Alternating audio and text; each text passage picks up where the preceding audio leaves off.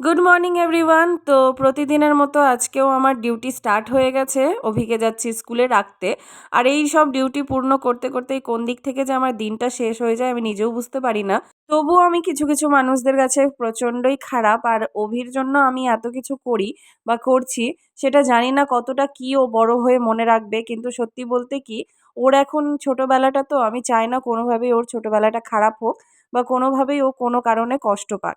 তার জন্যই আমি এতটা সময় ওকে দিই। আমাকে অনেকেই বলে যে আমি আমার টাকা, সময় সবকিছুই নষ্ট করছি ওর পেছনে। আমার ওর প্রতি এই ভালোবাসাটাকে অনেকে মনে করে আমার দুর্বলতা। কিন্তু সত্যি বলতে আমার এটা দুর্বলতা না।